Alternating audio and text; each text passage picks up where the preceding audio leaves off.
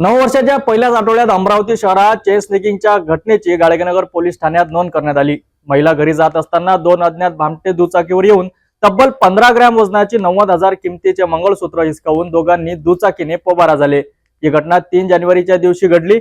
घडलेल्या घटनेने अमरावती शहरात पुन्हा चेन स्नेचर सक्रिय झाल्याचे स्पष्ट होत आहे। 2024 वर्षी अमरावती शहरात काही ठिकाणी चेन स्नेचिंगच्या घटना घडल्या होत्या। आता मात्र 2025 या वर्षाच्या जानेवारी महिन्याच्या पहिल्याच आठवड्यात शहरात चेन स्नेचिंगची घटना घडल्याने अमरावती शहर पोलिसांना अज्ञात भामट्याने चांगलेच आव्हान दिले आहेत। गाडगेनगर पोलीस स्टेशन हद्दीत येणाऱ्या नवसारी चौकातील कल्पना नगरात 3 जानेवारीच्या दिवशी ही घटना घडली आहे।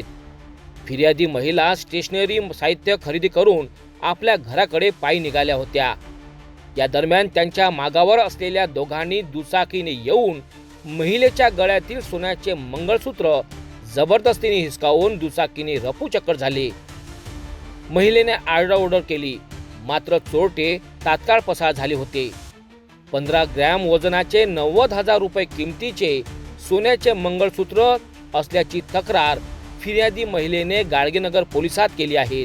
यात पोलिसांनी अज्ञात चोरट्याविरुद्ध कलम 304(2) अंतर्गत गुन्हा दाखल करण्यात आला आहे।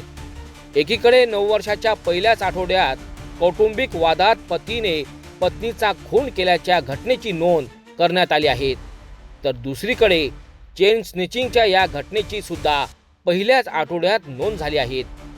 आता शहरात पुन्हा चेन स्नेचर सक्रिय झाल्याचे स्पष्ट होत आहे। अमरावती शहरात 3 जानेवारीच्या दिवशी नवसारी चौकात कल्पना नगरात चेन स्नेचिंगची घटना घडली। यात महिलेच्या गळ्यातील 90,000 किमतीचे सोन्याचे मंगळसूत्र हिसकावून 2 भामटे दुचाकीने पसार झाले। अशाच आता नववर्षाच्या पहिल्याच आठवड्यात चेन स्नेचर शहरात सक्रिय होणे हे मात्र अमरावती शहर पोलिसांना चांगलेच आव्हान झाले आहे।